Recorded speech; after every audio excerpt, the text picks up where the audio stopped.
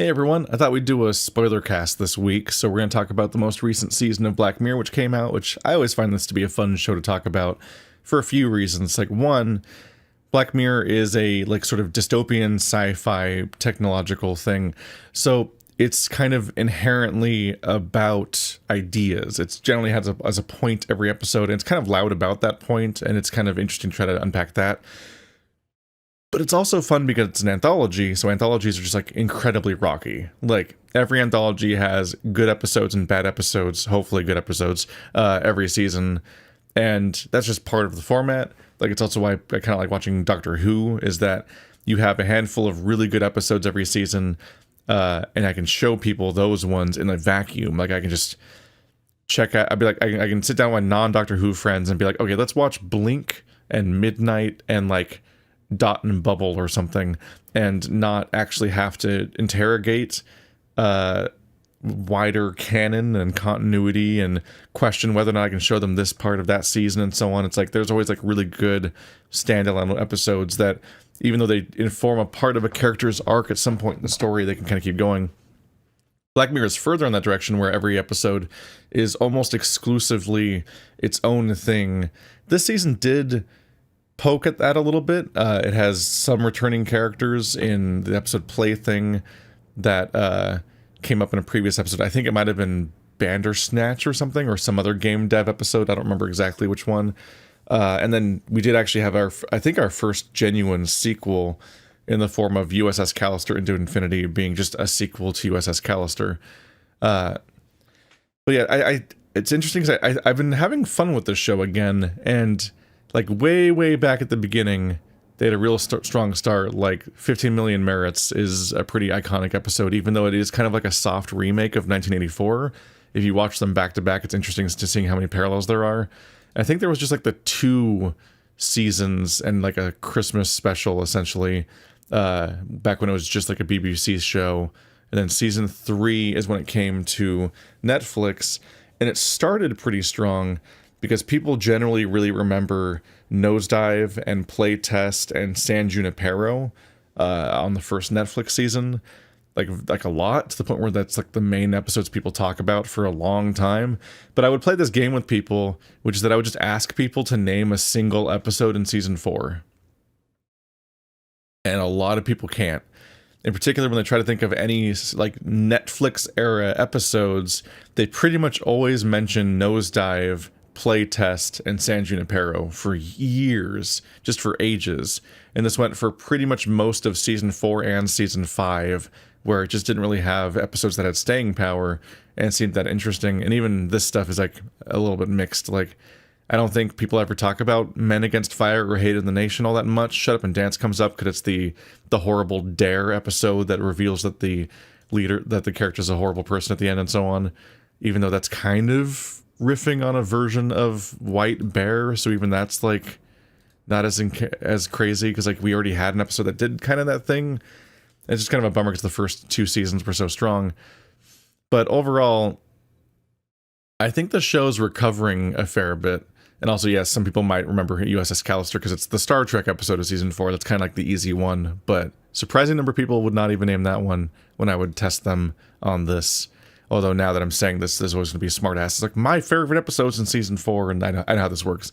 If you express any opinion in a YouTube video, every comment is about how wrong you are, because that's their only, that's the thing they're reacting to. Which is funny, because that then gets perceived as a consensus, the person that stated the opinion's wrong, but everyone who agrees with or doesn't care about the opinion doesn't say anything. So they don't there's no weight, there's no even-handedness in comments. It's always just the people arguing against the thing that you said. And then season 5 was interesting. It tried some stuff. It was breaking out of format a bit. We had the gay episode for Striking Vipers. We had the Miley Cyrus coming-of-age adventure episode with the robot that tried things, but I think really didn't work in the end. Smithereens was pretty good. Smithereens was a pretty solid episode all around season 5. Striking Vipers was really disappointing because it plays with the idea of 2 guys becoming gay in a video game, but then just doesn't really interrogate what's going on all that much. in like their heads or what this means, and then they just meet up in person and they try kissing once and they're not into it, and it's like, well, that's it. Done thinking about this, and I'm like, well, then what are we supposed to think about this? Like, no deeper interrogation of what this means for their sexuality or so on. I just like, it's kind of it ends up falling kind of flat and disappointing by the end. Season 6 though was for me this big return to form where I was really into the season. In particular, I think that Jonah's Awful, Beyond the Sea, and Demon 79 are all really good episodes. In particular, I keep trying to make a video essay about Demon 79 and then keep not quite getting there, and I keep being about to make it again, and I've literally like written an entire video essay about this season, been happy with some parts of it and not happy with other parts of it, always kind of tempted to retool it or reformat it, and then I keep not getting around to just letting myself make a video, which if you ever wonder why it takes me so long to make videos, sometimes it's that. Like, sometimes I literally write a video and then I don't release it. That's happened like 2 or 3 times now, right? Like, I finish a script and then I'm like, nope. And this one's the most frustrating one because it's like close enough, but some of it is that I keep changing my idea of like what it should be about and what the scope of the video should be, and whether or not it needs to be like refocused. And some of it is that I just get anxious about talking about certain things and then think I should remove that or change that and so on. In particular, I talk about social media during Jonah's Awful, and I'm so anxious about social media that it makes me paranoid that anything that I can say here can be twisted to not mean what I meant, which already happens in video essays, but especially happens on social media. And so if I talk about the issues of social media, I inherently kind of feel like people are going to be turning it into some kind of version of I'm a monster, and I'm like, I can't.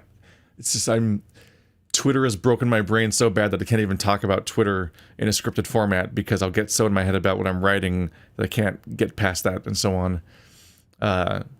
Beyond the Sea is a really interesting interrogation of masculinity and what we do to each other, and how it's a really good way of breaking down how toxic masculinity hurts men and is bad for men, in the form of doing a sci-fi thing. Retrofuturist sci-fi, because like it's sci-fi in that they're in space doing something that people don't even have right now in space, but it also takes place in the past, so it's based on the 60s and how people were behaving back then, and we're supposed to draw from that how people are still kind of behaving like that to this day, and how that's unhealthy and damaging, and how that harms the 2 male leads and the son that are in the picture. Obviously, it doesn't go great for any of the other characters either, but like that's the more subtle part is how it's interrogating those characters, and that's really interesting. And Demon 79 is just about fascism and Death Note, and we'll see if I can ever get around to discussing that in long term at some point. But season 7 is finally out. It's been like 2 years, I think. It opens up with Common People, which is an episode about somebody who has... It's about a married couple, and the wife has some kind of terminal illness in her brain that should have killed her, but while she's on her way out, essentially, her husband consents to having her brain operated on with this experimental new tech that would save her, and he sold this by somebody who has the stuff already in their brain, and so it seems like a miracle moment, or just kind of like a desperation thing of just like, here's a chance to stop this person from dying, and have a chance at anything, because right now all is lost. And then it becomes about how that gets twisted and how that gets dark, because it becomes, how would capitalism interact poorly with people having technology in their brains? And it becomes about abuse in that system, which isn't that surprising, because that's kind of what Doctor Who, what Black Mirror does. But it's we end up with a situation where she, they charge a subscription for the chip in her brain to work, because it's not just that they put a thing in her brain and then it like replaces the part of her brain that's gone or whatever. on its own. Like, it's not like how if somebody, for example, has like, let's say, a bone replaced by some kind of artificial thing, or implants, just implants as a concept. Usually, I could be wrong here because I don't know what I'm talking about. It's a one-off replacement. You pay for the thing. You might have to deal with like long-term expenses for the debt incurred, but like the thing costs money to install, it costs money for the surgery, it costs money for the parts, and blah blah blah, and owning the thing. But it's not usually an ongoing thing dependent on as many outside things. This is about the brain thing being a cloud service. So your brain is being kept alive and enabled by its connection to like 5G cell phone towers, essentially. So this already creates multiple problems, like how she has to be within the service area of specific of the towers in order to like keep being a person. Otherwise her brain stops working, which is terrifying in its own right. This invisible barrier, and just the fact that like people engage in transportation, so like you will be a passenger in a car and might just pass out because you're out of service and then can't react, or you could be driving and that'd be obviously a problem. Get on a plane. It's like, if you're wrong about the service areas of these things, I imagine she just can't get on a plane forever. So that's already upsetting, but that would just be a story about disability. Weird sci-fi disability, but just a story about disability. It'd just be a story about somebody who has limits on what they can do for their job and what they can do for their, like, in their living situation, where they can go, mobility limitations, which would be interesting to interrogate, but that's not what this episode's about. It's not really about that kind of disability story. Instead, it's about the idea of your life being dependent on a service, which is kind of this is people don't like want to bring this up, but this was the looming threat I thought about all the way back with San Junipero. It's like the lesbians in the simulation that are both older and dying, and it's like, oh, it's like we created heaven. That's beautiful. But when I see the end of San Junipero and the camera's panning back to all the servers blinking, and I'm like, that's grim. One, because of my whole teleporter problem thing, where I talk about like the way that data works is that you only copy data, you don't move data. So those two consciousnesses in San Junipero think that they're people, and they arguably maybe are people, but they think they're the original people, but they're copies of the original people. The real life people were flesh and blood humans who still existed after that copy was made and then died.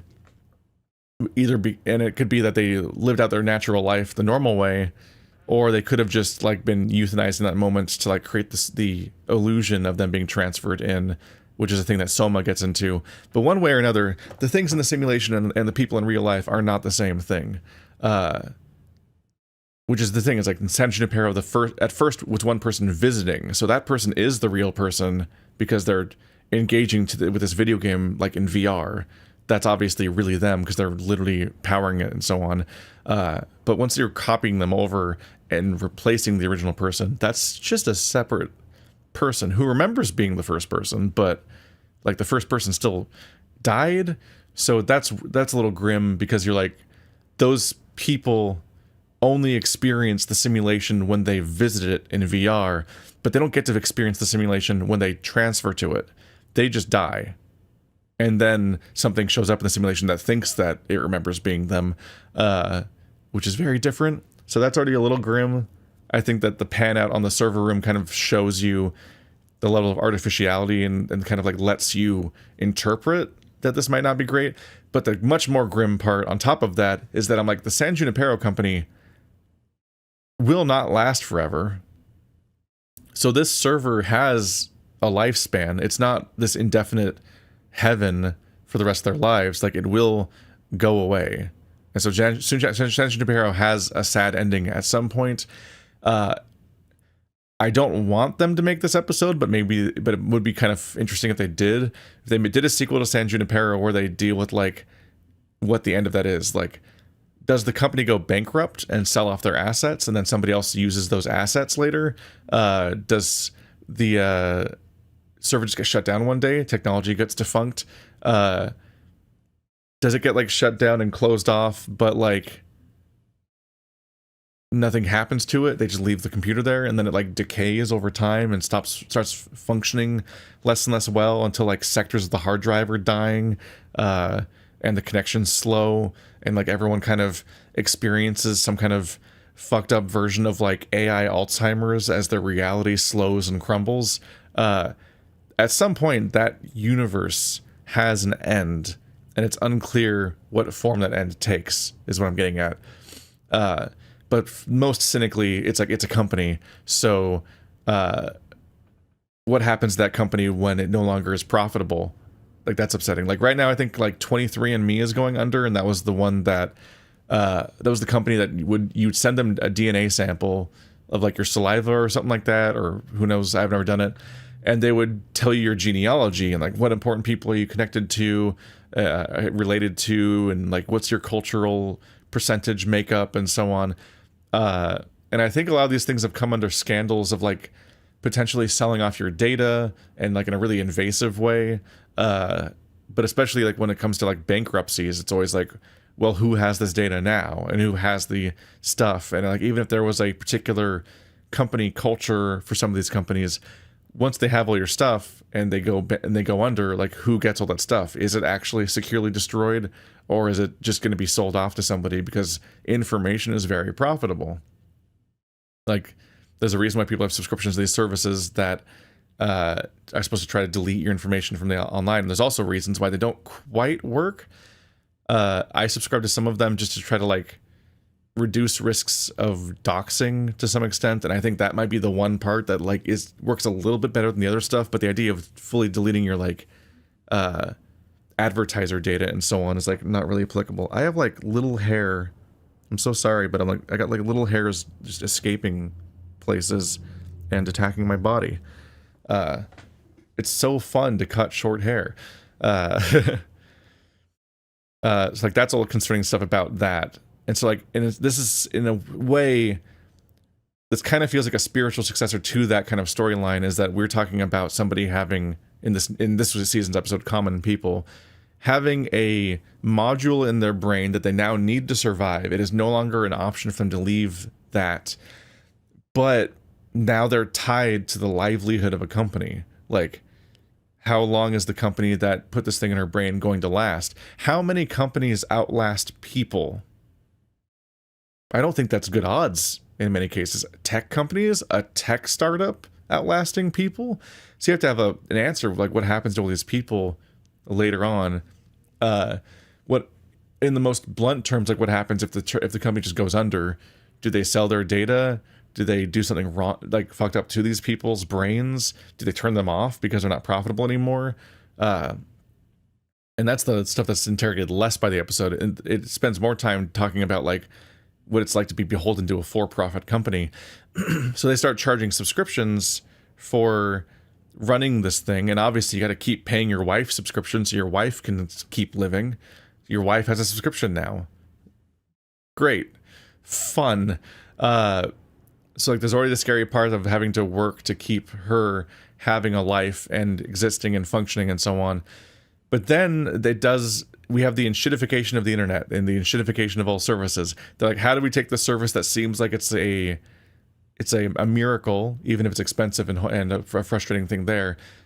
What happens when it becomes more dishonest and more predatory? Because on the service level, it's just like, okay, that's just an added expense forever, which sucks, but tragedies happen and you got to keep your wife, so not the end of the world. That's like the acceptable one of like, capitalism kind of did its thing, didn't it? You got to pay the subscription so that World of Warcraft can keep running. The servers cost money, so pay the wife subscription and her brain chip keeps working and you get to keep having a wife. But then they're like, okay, well, what if we ran ads? And so she starts just saying contextual ads out loud, like certain words and terms come up that are related to certain things, and then she just starts saying the ad out loud that's like related to the thing. and she doesn't know she's doing it.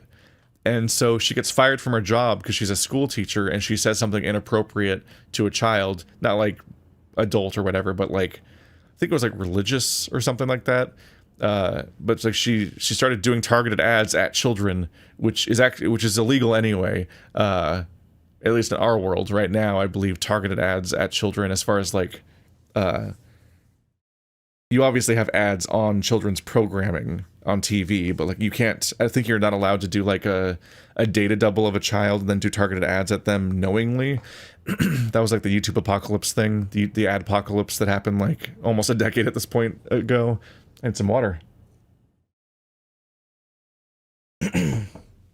So she gets fired from her job because people don't want her around their children, which is understandable, but also upsetting and tragic because she didn't do that.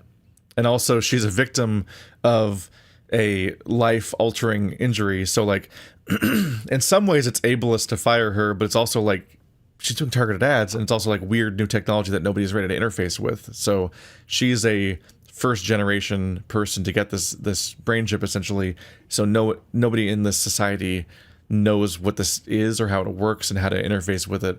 So she's like a beta tester practically, which is already an upsetting idea when you ever talk about like people becoming cyborgs or having brain chips or downloading themselves or whatever the fuck. It's always like, you want to be a pioneer in that thing? You want to be the first gen? You want to have the Xbox 360 that has a red ring of death? You want to be that version, but with your like brain chip and so on? That's already upsetting. Don't like thinking about that. That's just normal technology stuff. That's not even like evil technology stuff happening. That's just like, are you sure it's good enough yet? And that fear. But then they start having upgraded services. So they start upgrading the towers to be stronger towers. But in order to access those towers, you need to be paying the higher subscription. Otherwise, she has to stay within her service area, which just becomes her neighborhood. So now she can only stay within her local area. She can't travel. They have like a place they like to go to on their anniversary, but it's in the next town over or the next county over, and that's out of the range of the tower. So they can't have that in their life anymore unless they pay for this upgraded service. And this upgraded service, which like they were already struggling to afford, this new one's like twice as expensive. So that's just out. She's just fucked. It's just a nightmare. And then the ads get more intrusive, and like it's like, oh, you want to get rid of the ads, you also need to upgrade to the new service. So it's like they have a premium service, and then there's a super premium service. They keep having more and more expensive versions of your life, and it's like, what are they even offering? Eventually they at least offer something, which is that on like the super duper premium service thing, you literally get to have like an app for your own brain that lets you control how much you feel certain sensations and emotions, how much you experience pleasure and fear and things like that, which opens up its own terrifying thing of being able to be in control of that stuff. Like, we find out that the woman that's selling them all this stuff and is their contact and all these things and has to face them dealing with the fact that she's ruining their lives, and she has to do that with a smile. She does it by using this app to just get rid of the unpleasant emotions and guilt and any kind of stuff that she has to deal with, and that's how she's able to power these interactions. Like, that's dark on a customer service level, like the idea of being able to control your employees because you can regulate their emotions or have them self-regulate their emotions to get through it and turn into little psychopaths. That's already a problem. But while the super premium thing has that, when you're on the budget version, which was the original pricing tier, they're just making it worse over time, which is how a lot of subscription services tend to go. They just keep making it worse. She has less mobility. She has less free will because more and more of her time is spent just parroting ads out loud for profit. They're just making it worse and worse over time. And so it's like, it's once again like kind of a farce of the idea of like, people are like, oh yeah, capitalism is just when you just put out a good product and people buy it, and it's just that straightforward. There's no complications. And it's like, well, here's a good example of like just making the thing worse to make you pay more for the next thing. And it's like, they're not just enticing you with new benefits in order to pay more. They're actively making it hostile to not pay for the additional benefits, and exploiting any power they have over you in that way. And that's like, it's terrifying to watch out, but also like this, what the power of this episode is the fact that it is just like, it is a drama about these people and what they're going through. So it's not just like all these line by line like bullet points that I'm talking about. It's like you're watching these people go through it stage by stage and struggle to deal with these things. You're watching the husband demean himself and do like online challenges where he does things that are demeaning and embarrassing and painful for an online audience, streaming on like a shitty, like a dark web looking website thing, because people then will like do like Twitch donations for him to like harm himself and things like that in order to like make money on the side to keep his wife functioning and alive. And it's like, it's upsetting on that level. And then you're like, okay, you see that the things that this corporation's putting them through needlessly, when they were already asking them to, you know, step up this big cost at the front of this whole thing. And like, they're like, yeah, but how do we turn the screws? How do we make things worse? Because how do we extract more value? Because what inevitably happens, and this is the frustration with subscription services and them raising their prices in ways that aren't just matching inflation and whatnot, is that it's not just how do we attract people to our platform, but also how do we profit more from our existing audience. So like, how do we get them to pay more in addition to the subscription by having additional charges of some sort? And also how often can we raise the subscription? And it's not based on the cost of the company. It's not based on inflation. It's based on, we have an algorithm here. We're doing the math, and we think that while we will lose some people if you raise the price, we'll overall get more money from the existing user base, and not enough people will leave for it to offset that. And like that's the math. Like that's what goes into this kind of stuff. I talked about this episode way too long. But yeah, very dark, grim, upsetting episode. Strong way to start the season. Strong way for the show to come back. And it's also funny because this show is like, it's not just an anthology in themes, it's an anthology in tone. So the next episode, Bete Noir, I actually don't know how to pronounce that word, Bete Noir, I'm sorry. But the next episode's about the Mandela effect, which is a bit of a whiplash of tone. This episode, which I guess I think I've heard that they uploaded 2 different versions of the episode, and you get one or the other, and there's contradictory elements in them, which like creates a Mandela effect for anybody discussing the episode amongst each other afterwards, and that's very amusing. But in this episode, we have a food scientist, I guess. The protagonist develops like confectionaries and whatnot, and she has a new coworker, but her new coworker is gaslighting her essentially about things that are happening around her. She's contradicting her in front of other people, and then the protagonist is like, no, that's not how it happened, that's not what happened, or that's not what that means, and so on.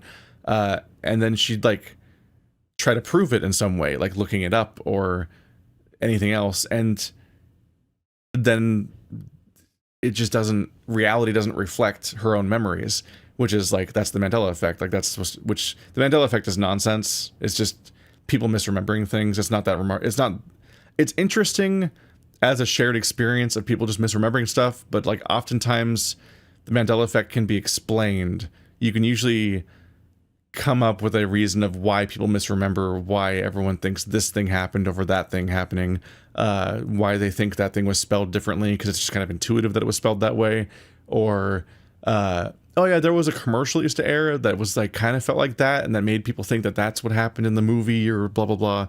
It's just misremembering. It's interesting, but it's not like a sign of a larger thing. Amusing, the Mandela effect was also in the most recent season of Umbrella Academy, where there's a guy from The Office, the serious guy or whatever. I've never even seen. Is it Ron Swanson? Is that his name? Fuck. He was also in The Last of Us. He's in there, and they're like hunting down Mandela effect relics, but that's because that story is about an altered timeline. So they do a little cute thing of them hunting down relics of the altered timeline. in proving the Mandela effect's real in their setting, because in their story it was real. So that's fun. In this episode, it keeps escalating. So it's like, first it's like, we'll look something up online. No, it's not how it was. We'll check our own emails. No, that's not the email you sent me. But then it gets more dire, and it's like, this happened on camera. This happened just now, between us, just now. And I know it happened because we just did it. And there's a camera. So we can just watch the footage if you're going to pretend that it happened differently. And they watch the footage, and it didn't happen the way that she remembers. It happened the way that everyone was claiming. And you're like, what the fuck's going on? And every one of these interactions makes the protagonist look worse in front of her coworkers, and like she just hates this girl for no reason. And it's never, and it gets to the point where people are like, oh, how could I have drank the almond milk? I have a nut allergy. Then everyone's like, what's a nut allergy? Like, no one knows what a nut allergy is now. Like, it's that level of like the reality being wrong. And that's where the kind of coyness goes away, and they just kind of just give up and just explain the premise. It's a bit like the quantum computer part at the end of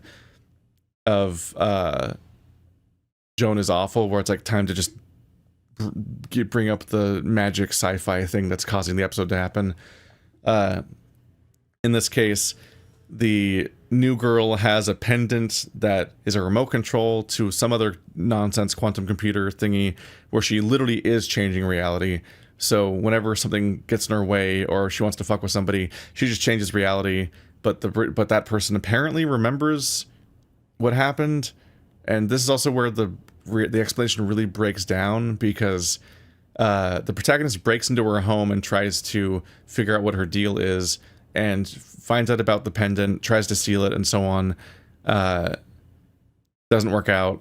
But while this person is showing, like this lady right here on the screen is showing off her reality bending powers, it frustrates me, because I'm like, this isn't how multiverse works, or at least it doesn't make sense that this is how multiverse works. It's a problem I have with multiverse narratives. First of all, I think multiverse just kind of sucks. I don't like multiverse in things. I didn't like it like, people are turning on the multiverse slowly right now because of Marvel making it annoying by making all their movies about the multiverse lately. I just liked it already before then. I didn't like when they brought up the multiverse in Star Trek The Next Generation, and suggest that there's just like infinite Star Trek Enterprises where every possible outcome does happen, and that just like that existing in a narrative just kind of, it already makes me a little unhappy, because it feels like it trivializes the events that are happening in the story by making all of the outcomes canon all at once and having them all be things. And it just kind of feels like whatever's happening on screen is less important the more multiverse things get. It can be fun when Spider-Man, the Spider-Man multiverse movies are just about that, and they're just doing a thing. And also, I do really like Everything Everywhere All at Once, which is also about that. Like, being entirely about that can be fun, and especially in that one's case, it was about the absurdity, and it was making a point. Like, it was whoops old metaphor and so on. So, like, that part, having themes and so on, like, that's more interesting. But telling a concrete story with human drama and sci-fi elements and like a longer a longer narrative and so on, that stuff gets trivialized by multiverse stuff to me, and that kind of bothers me. But I'm getting off topic a little bit. What I really hate about multiverse stuff is that people will take it as an excuse to make literally anything happen, which is one thing when it's a joke, I guess. Like when the new Spider-Man had like spider horse cowboy Spider-Man and werewolf Spider-Man, and then like the Everything Everywhere All at Once had like donut. They had the bagel, but no, I meant they have hot dog finger universe and Ratatouille universe.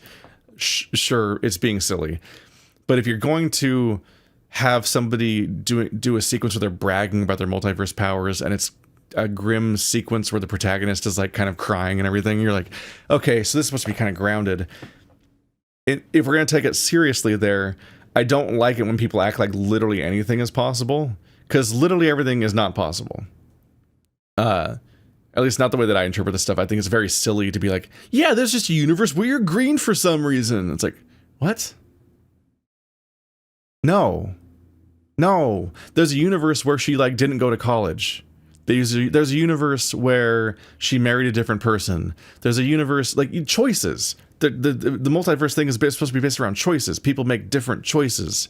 Like, a good example of the multiverse would be playing the game Detroit Become Human and getting different endings, which are very divergent in that game. That's multiverse stuff. You got a wildly different outcome because you made different choices along the way within the band of what are reasonable choices within that person's personality / reasonable outcomes that happen at that person that force their hand and so on, because they live in a society and so on.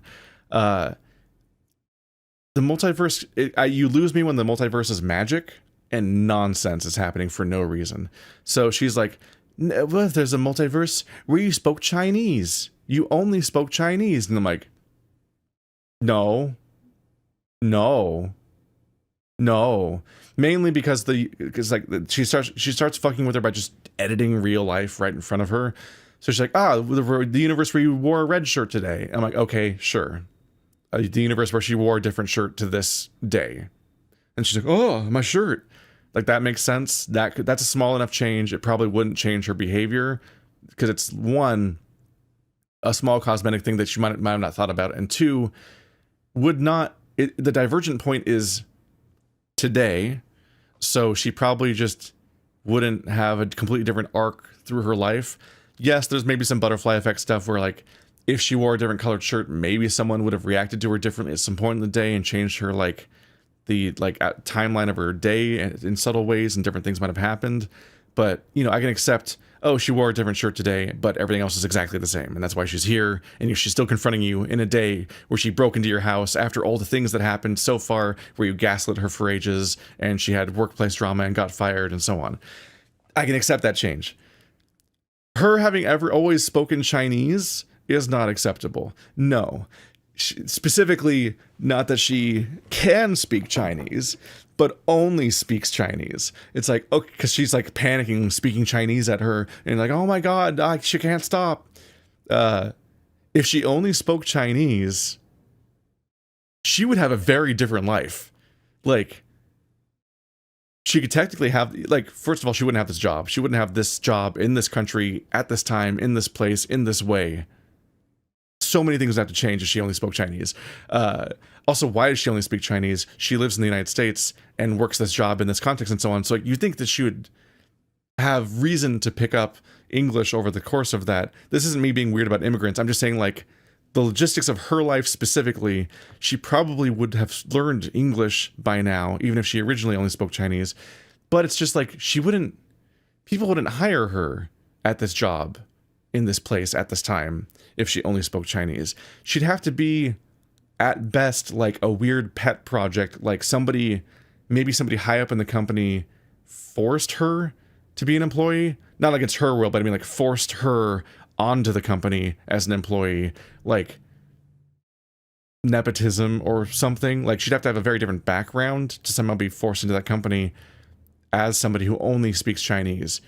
Or at the very least, it would probably be that her speaking Chinese is part of her job. So she'd have a different job at that company. Like, you see what I mean? Like, there's just the moment you make change that, something so fundamental, everything changes about her life.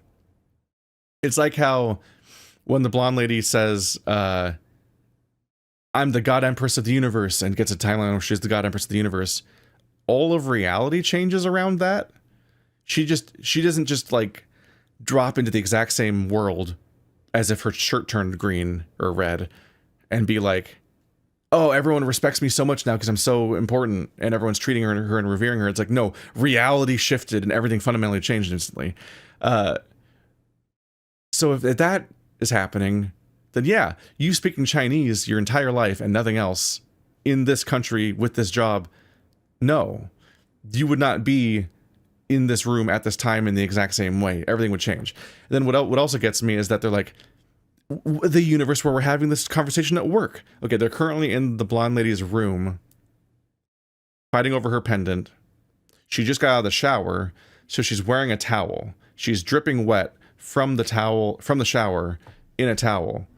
So she just got her shower at her home. And when she says, we're having this conversation at work, they match the shot and she's still in her towel, dripping wet. And I'm like, no, because if you can't be having this conversation at work because she has your pendant that she just stole from your room. So it's a location dependent thing because of the pendant and because of the shower. You just took a shower and just got the pendant from that location on your desk. It has to be in your bedroom or somewhere in your house. This can't be happening at work, which I assume is a 20-minute drive away. If you for some reason had this confrontation, got the pendant, took the shower, then drove there, that'd be weird for you to go there in your towel and not get dressed, but you wouldn't be dripping wet. You wouldn't be dripping wet from the shower anymore. You would have dried because it takes time to go over there. Like, this is the thing. It's like, this is what bothers me when people are like, the multiverse. I'm like, no, it has to get there for a reason. There has to be a reason that this outcome happened. Like, it has to be explainable. That's because the multiverse you switch to has to have existed up until now still. Even if you snapped it into existence just now, it, in its world, did have history until now. You can't just like insert this massive change and then nothing else changes. Like, that doesn't work. This is obviously me nitpicking the fuck out of 30 seconds of the episode, but it's so annoying to me. It's just and it's also just like, I think it's just entertaining to talk about. I just assume that this is like, I hope this is entertaining on some level, me breaking it down, but I'm like, if you never thought about that, I'm sorry to ruin this for you, but I'm like, it just doesn't make sense. And it's so annoying every time anyone dabbles with the multiverse stuff and does that, because I'm like, no. Because even if we accept that there are literally infinite multiverses, which is annoying to think about in a fiction sense, but that's maybe accurate to the idea of multiverses in real life. If those are even true, I don't even want to get into it. I don't care. I don't care if they're real. It'll never affect me, and I don't want to think about the real life implications of it anyway, for obvious reasons. But if the multiverse stuff is infinite in the fictional setting, because either way, when you interpret the stuff into a fictional setting, it becomes its own fictional framework. Like, how do vampires work? The vampires aren't real. What are the rules for the vampires in your story? So the multiverse had its own rules in every setting. They usually say that there's infinite multiverses. I have seen ones where there's like, no, just two multiverses. That's it. In fact, no, I won't spoil or indicate what that was. But if we accept there's multiple multiverses, they're still all coming from a logical framework. There's a reason why the changes happened, and then there's a logical outcome of how that affected everything in a butterfly effecty kind of way. They don't just randomly have a multiverse where for no reason one of you is green. You had to become green in some way, or there has to be some kind of genetic thing that can make someone green. And that's like either a part of this entire universe and built into the lore of that universe now, or it's an ultra rare thing that at least affected you since birth, or there's some kind of explanation for how somebody becomes green. You don't just suddenly be green. And in addition to that, like, it's like being green would change your life. If you were green since birth, that would affect your life. And this drives me crazy in part because the protagonist says that she has a nut allergy, and being really careful and conscious about the food that she had to eat because of how difficult it is to be a person with a nut allergy, and how that just really, there's so many things that might set off your nut allergy. And that's like, I do not want to even think about having to live like that. It sucks. Having to be so conscious of her food because of her nut allergy is why she has this job. One of the timeline edits is that nut allergies don't exist. It's like, that she wouldn't have this job. She explained that's why she had this job. It's one thing to be like, and then she remembers everything, because it was already like an ass pull. Like, the multiverse thing already did an ass pull that doesn't make any sense, where she remembers the changes. one, it doesn't make sense that the protagonist remembers the changes, that the antagonist remembers the changes, but also doesn't remember if makes sense for the protagonist to remember the changes, because why would she remember the other timeline if you're altering multiverses? But whatever, they just said that's what happens. But if you take away her nut allergy, she's a different person now. You're editing the person herself. You're not even just editing the reality around her, you're editing her personality and her background. So she wouldn't have the job that the story is about in the first place, and she wouldn't be here, and that'd be a fundamental change. It's just like this episode bothers me because it's under imaginative on that level. It just works. It just wants to have the gaslighting Mandela effect thing happen, then it works backwards from there, and so it gets to have its fun there for a bit, but everything else is just kind of stupid, and it's annoying how it's just backfilling that premise. It does, and what it does do something compelling with it by the end, which is that she's like, the police are here, and they're gonna get you. She changes reality, and the police pull up and come here to arrest her for breaking in, and so it very quickly becomes surprisingly significant because we have a protagonist who is a person of color holding a knife, and police are pointing guns at her, and white woman tears are guiding this encounter, and you're like, oh, hang on a minute. Ooh, okay. This episode did do a thing right here at the last minute, because you have a person of color who is falling victim to this white woman not only using the police against her, but specifically rewriting history. And it's like, she's doing it literally, but a version of that happens in real life where the police are used against marginalized people, and the people that have the ability to do that they can essentially shift the narrative because of who is and isn't believed in these contexts, and who is seen as the aggressor, and what happens here. Because the blonde lady is the aggressor in the episode. She's the one that's actively fucking with her the whole time, but she's using systems to do it, whereas the person that it's all happening to is the literal aggressor, in that she is here in her house breaking in, but she's doing this because of how her life is being ruined, and she's being attacked by this person, and she's the actual thing that's happening is being rewritten right in front of them with the police. Like, that's a last minute compelling bit. I also like the fact that she's like, while she's being arrested, she's like whispering at her. She's like, so what's gonna, so this is all happening because the blonde lady got picked on as a kid via rumors. And this is poignant too, because the protagonist spread the rumors. So she enforced a false reality about the blonde lady being this, having slept with a teacher, and she was picked on relentlessly for that. It kind of ruined her life back in school, and that's understandable. That's horrible. School is awful. So she experienced having her reality being overwritten by perception, and that's what's happening here with the police too. People perceiving things becomes the truth, which is also a thing that came up in Joan is Awful, is that this show in Joan is Awful was rewriting Joan's life, and people were judging her based on a fictionalized version of herself, and so on, and it was out of control, and she couldn't, and it was ruining her life, and it very effectively becomes reality in the situations, and we have a lot of versions of that. That's what sometimes a Twitter controversy is like people having waves of people come at you over a thing that they think happened and being mad at that, which I've unfortunately had to experience before. It's very stressful because it becomes this collective reality that everyone agrees is true, and it doesn't matter if it's not true and not what happened. And that's deeply frustrating, but it's also like very unmooring and threatening. Like it activates your fight and flight, and it has long-term psychological effects for you.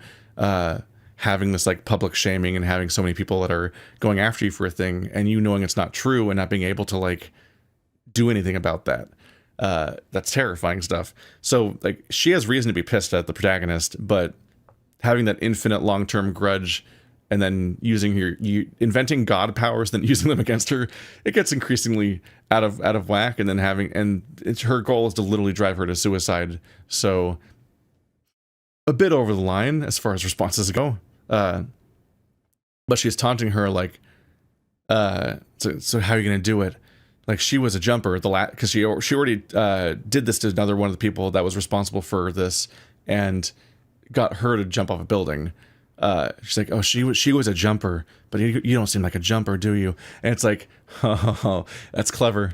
That's clever. Because the antagonist is like, being like, oh, no matter what happens, because I have infinite power, you're going to die, you're going to kill yourself. What form is it going to take is the question. But the actual episode is asking you, the audience, or asking them, like, what's she going to do that's different from that? And the form, it actually ends up being that while she's being arrested, she makes a move for one of the cops' guns, and she shoots the blonde lady in the head in a very quick moment, and just like risks everything for that. And it's like, yep, you were right. She wasn't a jumper. She was a fighter, as it turned out. I did appreciate that little moment there.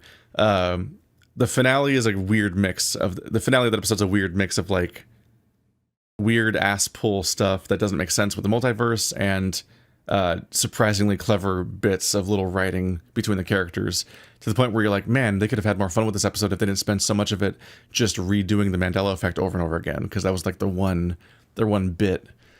I'm talking for way too long about these episodes so far, considering how many of them that there are to get through, because there's 6 and we've only done 2 in 50 minutes. Oh god. We'll see how long these take, though. I might cut it into multiple episodes or something, and do it in half. So up next is Hotel Reverie. Don't go to the front page. No, damn it. Hotel Reverie should have been the best episode of the season. It's a bit of a struggle. A lot of people are comparing it to San Bernardino? San Junipero. Jesus. I think that's a real location. I think they're both real locations, so I just like substituted the wrong one. San Junipero, because it's it turns into like a lesbian romance kind of thing. In this episode, they have a very stupid premise where they're going to deep fake a modern actor into an old movie. And what? Okay, sure. I don't know who wants to watch an old movie, but just with an existing person plastered over it, especially since the point of the thing is just to recreate it scene by scene exactly as is, and just, wow, this modern star is in it. So it'd be like Gone with the Wind, but Bruce Willis is in it or whatever. It's like, okay. It's like at that point you expect it to just be a cynical AI deepfake, because it's like, that's what people do in real life. They'll be like, here's Pokemon, but it's done by Studio Ghibli, and it's a shitty AI thing. But no, in this episode, they do this via another magic quantum computer, I'm sure, where, and this is where these are one of these funny sci-fi premises where it's just not that applicable.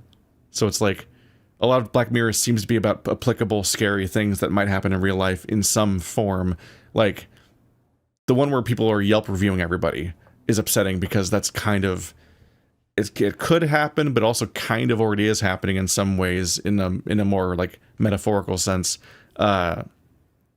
Versions of Jonah's Awful happen already with like social media and how people perceive a different reality than the one that's actually happening, and that's the one that you face consequences for. And there is worry that a version of the brain chip thing would happen, where what if your implants are run by for-profit companies? What horrible forms would that take? But Hotel Reverie, just stuff like this, is one of those like wacky sci-fi concepts where it just doesn't feel very applicable to anything. So you just kind of run with it. You just kind of roll with it and say whatever. But in universe, it's still hard to accept why anyone wants to watch just a classic movie, but with just a random actor swapped out. And that's it. But okay. But the way they run it is that a magic computer simulates the entire universe of the movie. Like, so all the characters have AI piloting them, and they're all self-aware, conscious things on some level, or at least like good enough, and they reenact the movie and they react to you like you're actually there, because you go in like a VR sort of way, and you pilot yourself, like you're there as yourself, and you're being filmed.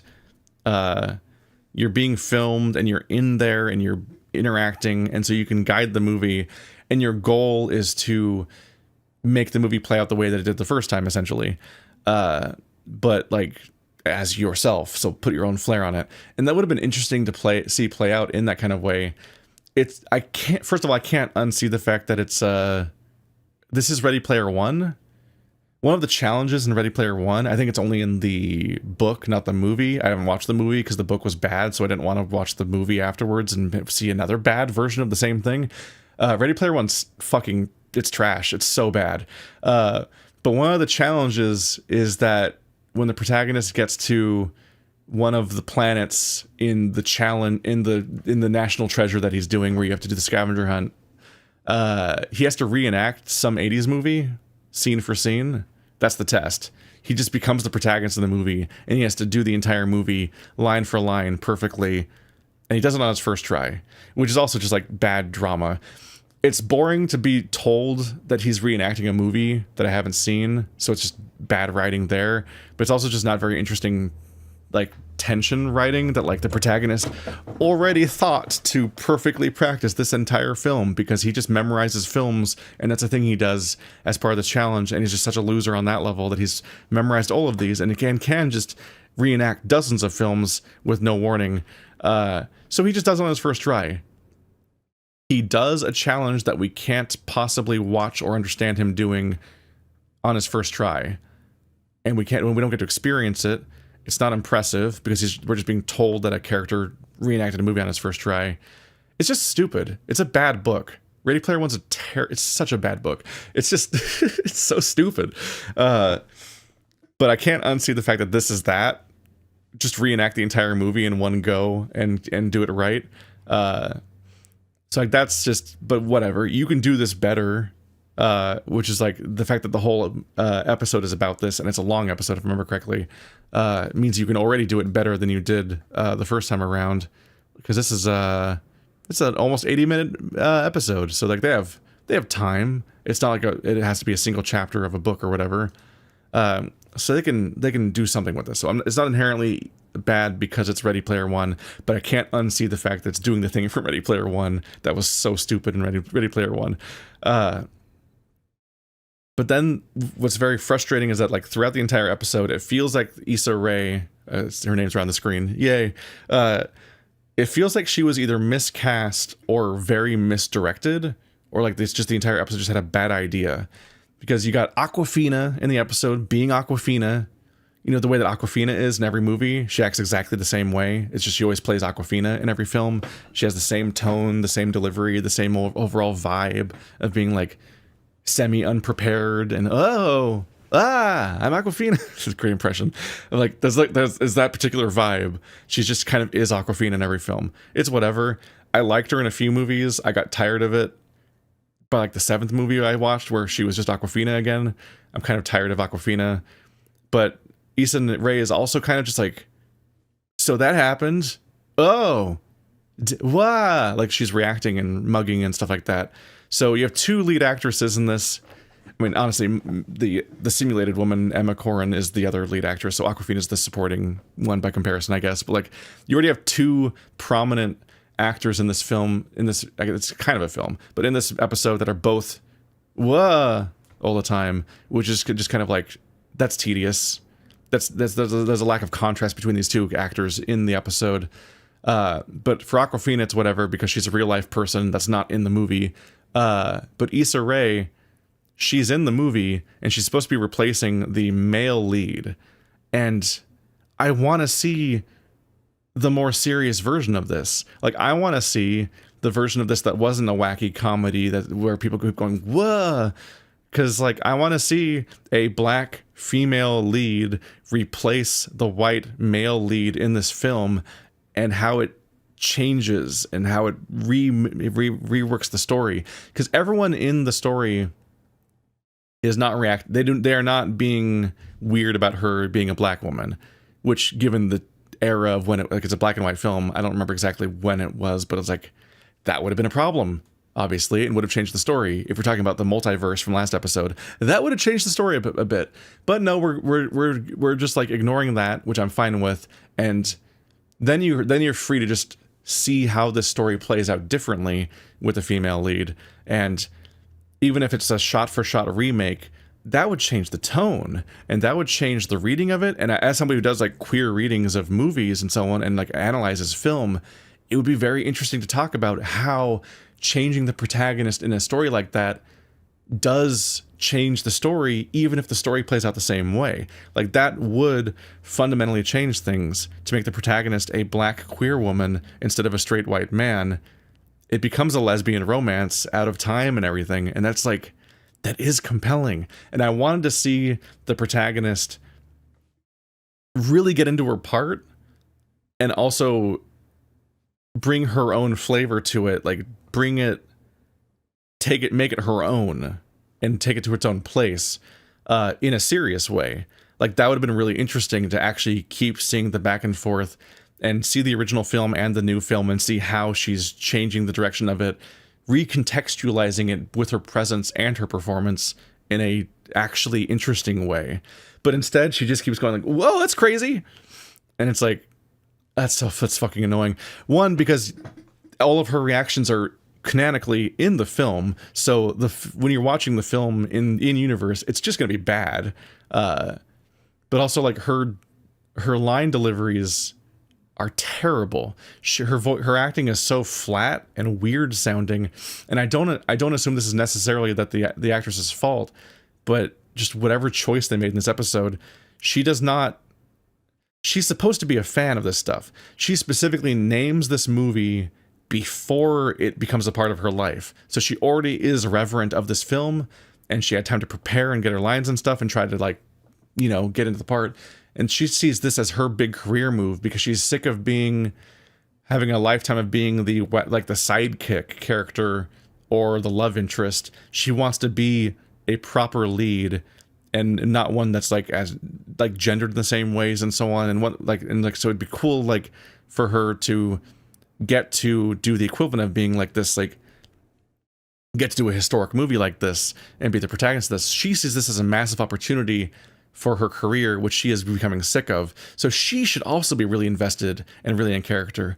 And it's just like, you have Emma Corrin really effectively recreating what it was like to be a starlet back then, and all the tone and the stuff and the way that you talk and everything. And there's like a style to the film of how they sounded and looked back then.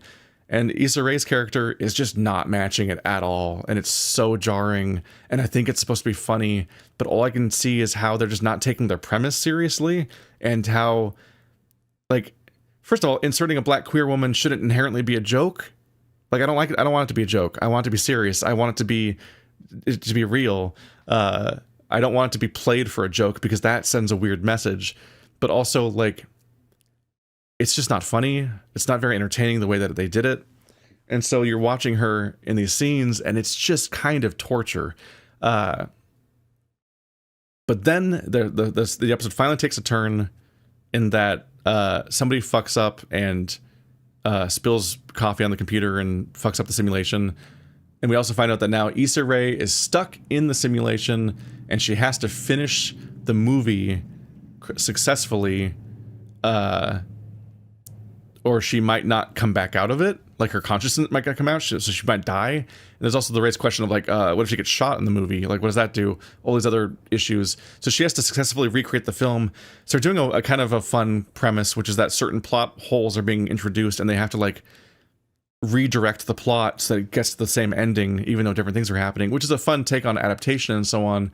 It still makes no sense that she's recording this all live, because all of her stuff just doesn't make sense on screen on a regular basis. I know there's parts where she's not on camera and she gets to talk to them directly, but even the stuff that's on camera is just like, it's bad. So the film would be bad, but whatever. So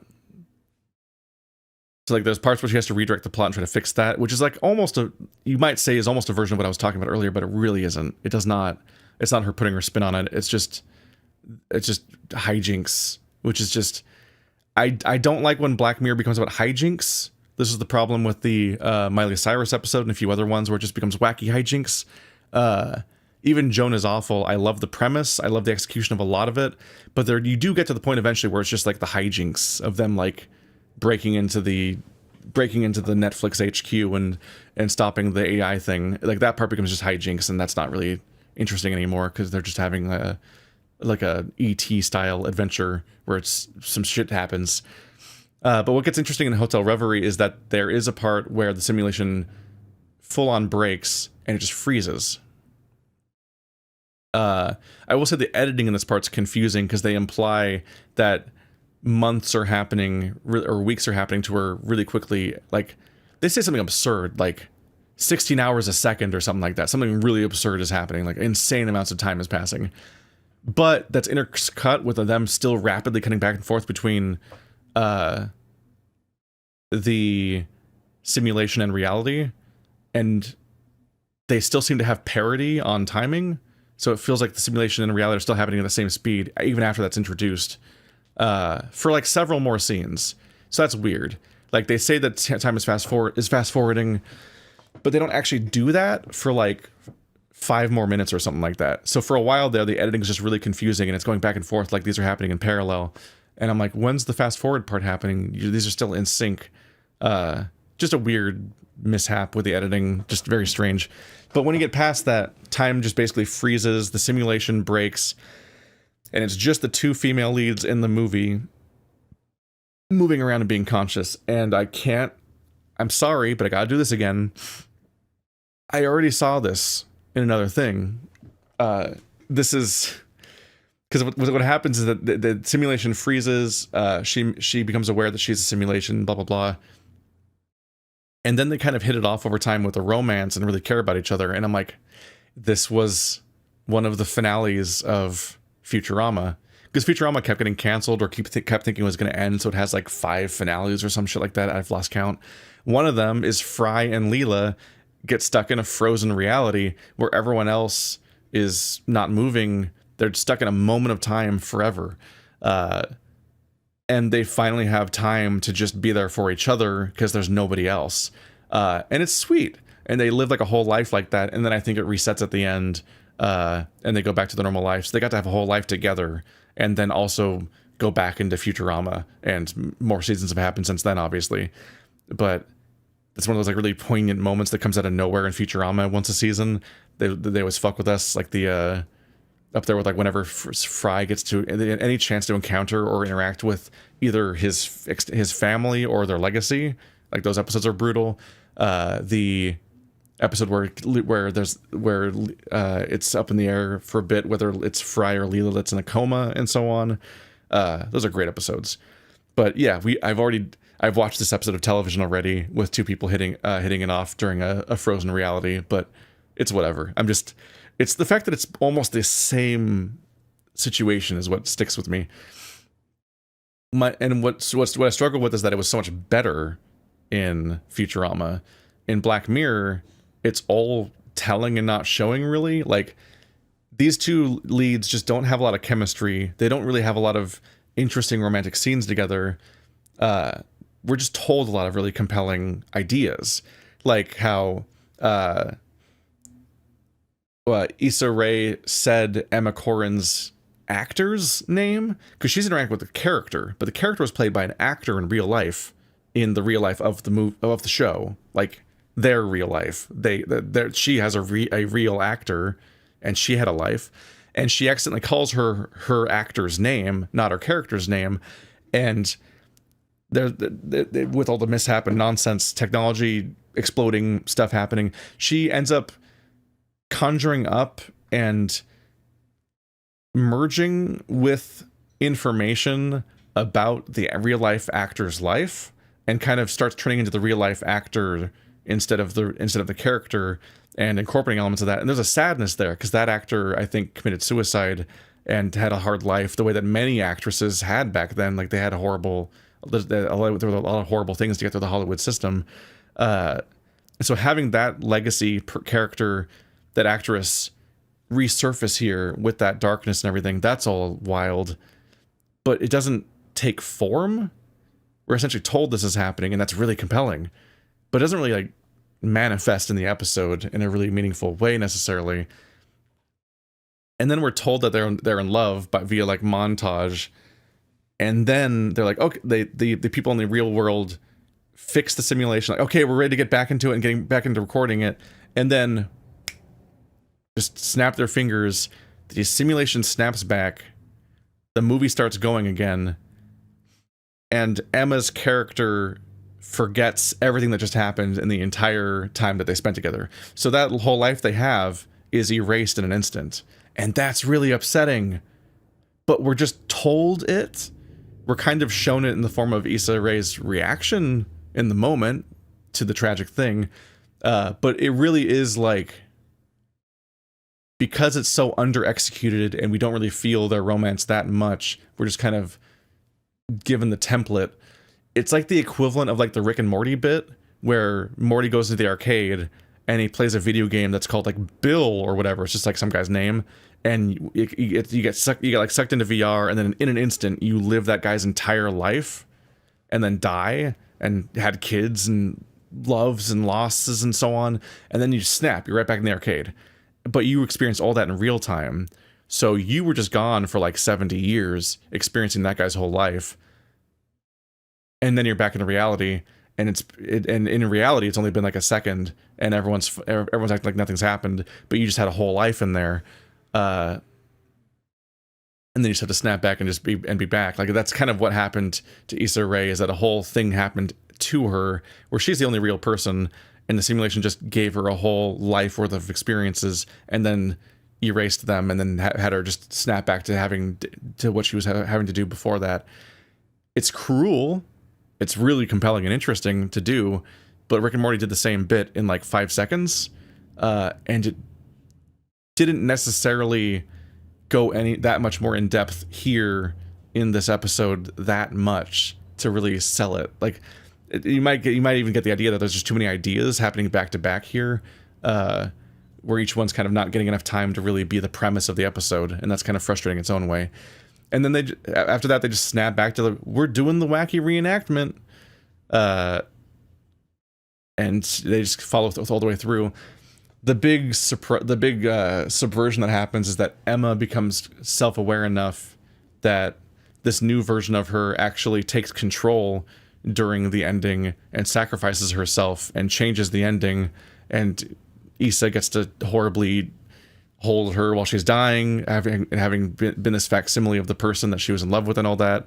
And like, that's all upsetting. Like, there's a lot of ideas that like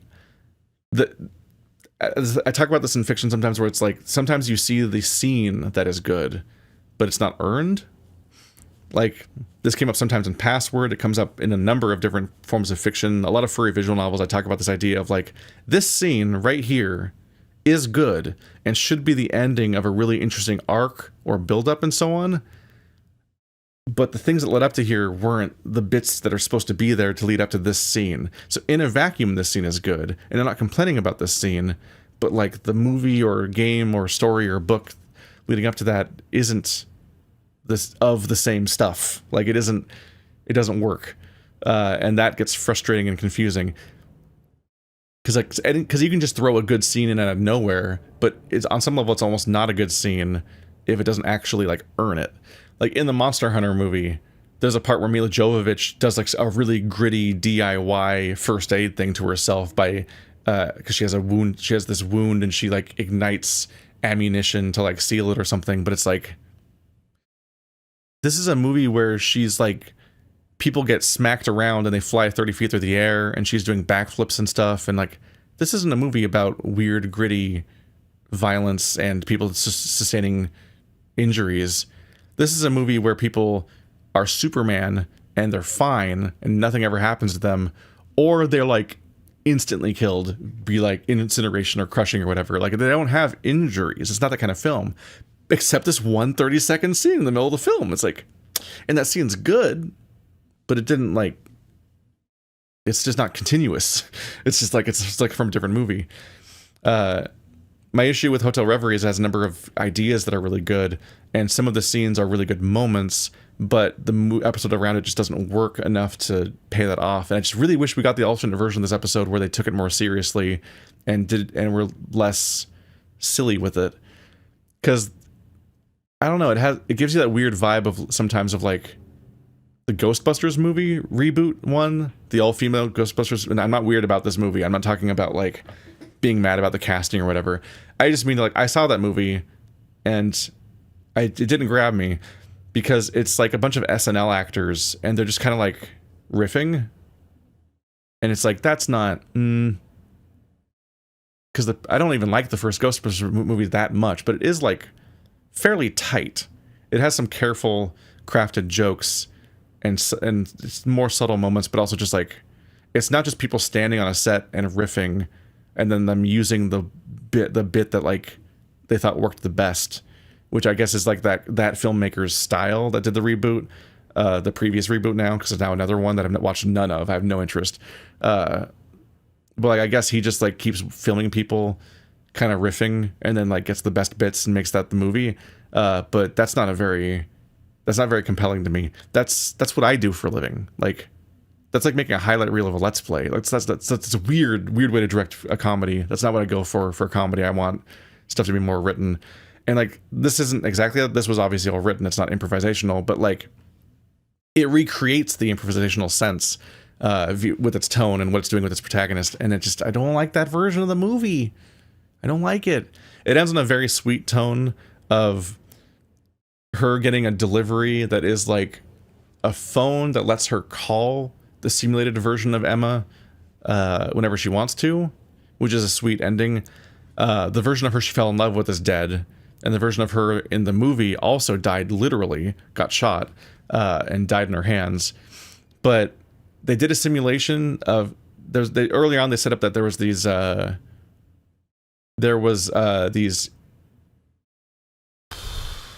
don't know if it was audition tapes or like I think it was like screen testing is when you just like see how somebody films and how they present and also how their costume looks and so on. They did a screen test of the actor back in the day, way back in the archival footage of the movie. And she watches that on YouTube at the beginning of the movie and just kind of like is interested in this actress that's been long dead.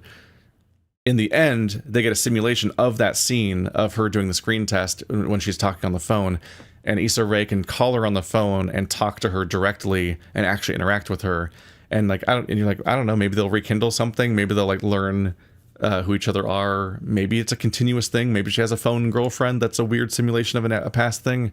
It's unclear where that goes, but it is like a cute like send off to the thing. Like it is a nice thing. They like to have happy endings to their tragic lesbian sci-fi simulation couples, which has happened not that many times, but it's weird that it happened twice. The two Nichols thing, I guess. But yeah, this is the episode I had the most interest in and really wanted to love, and it was just kind of bummed out that its premise was just so Aquafina, I guess. Womp womp. Oh my god, we're only halfway through the episodes, but I don't have much to say about this one, so that's helpful. Plaything is an episode where this guy discovers... This guy? Is he in here? He's not. There he is. That guy, who I think was from... I don't remember where was this guy again? I think he was in... He might have been in Playtest, but he might have been in Balderdash. I don't remember what his deal was, but he was in a previous Black Mirror episode. He's a game developer that's mentally ill and is being revisited here, which is interesting because not a lot gets revisited necessarily in the series to the point where you don't think that it has like continuity. But he essentially creates a simulation, which they're really, really heavy on simulations in video games this season, like different versions of that idea, or like all of reality being altered, or it's a simulation, or it's a video game, or it's AI, and so on. And considering later on we're going to revisit USS Callister, just even more of that. And the next episode's also kind of a simulation recreation thing. And some water. My throat. But the mentally ill game developer from a previous episode, creates like a little lemmings looking simulation where there's these little guys and they are supposed to just be real AI, even though it's like ancient, like 1980s looking computer stuff. So minimal graphics, but these are supposed to be like the Chow Garden, but if they were real people with consciousnesses and so on. And the main character here, this guy right here, he encounters the simulation and he steals a copy of it. It's supposed to be a game developer. The original game developer like goes under. We don't hear any more about them, but he like starts really caring about these people, these creatures, to the point where like he'll like kill to defend them and so on. And he just trying to give them like hardware upgrades and trying to save them because he really cares a lot about these guys and they're supposed to be real consciousness and so on. And then in modern day, Peter Capaldi is playing him as, well, they're both adults, but much older dude. And it's what's happened to him living this life and caring for these creatures. And it's just kind of like a wild sci-fi concept, but it's just, there's not much to talk about with it. In modern day, he's being interrogated for the murder that they think he did back then, and it all turns out to be his master plan because he got arrested on purpose to try to spread the creatures into like everyone's brains in the world. It's hard to say without sounding insane. It was a decent episode in the moment. Like the acting was fun. Not my favorite. Not super into it. Not one that I would like go back to share to people. Peter Capaldi is always fun to see in the thing again after Doctor Who and so on. It was noticeable that this is an episode where you have the relatively high profile actor is just in a room the whole time. He's just being interrogated in the one room, so it's like, oh, they really could go through all of his scenes relatively quickly, huh? Like this was a schedule-friendly script where you could have Peter Capaldi come in, film this one scene in the convenience store real quick, and then just be in the interrogation room for the rest of the episode. And then the young version of him in the flashbacks is played by a different actor, and that guy gets more screen time. And so it's like, okay, you have the Peter Capaldi episode, but he's like in much less of it, and you get to get more bang for your buck there, essentially. It was a fine episode. I don't really have anything to say about it. I don't think I have any insight on it, really. Eulogy is weirdly similar to the Peter Capaldi episode, except we got Paul Giamatti, and it's great to see Paul Giamatti in an episode. This is a very sad bit about relationships, and I like this episode because it is just a proper relationship drama akin to like it feels like something along the lines of like the Jim Carrey movie where he's erasing Eternal Sunshine of a Spotless Mind, the movie where he gets through a bad breakup and he wants to erase the memories of the relationship, but he's experiencing it in real time while it's happening. So he's regretting. If I remember correctly, he learns to regret wanting to do that, but he can't seemingly stop it while it's happening. So he's like losing his he's losing these memories while trying to grab onto them and hold on to them, and it's like really tragic and upsetting, if I remember correctly, but I haven't watched that movie in ages.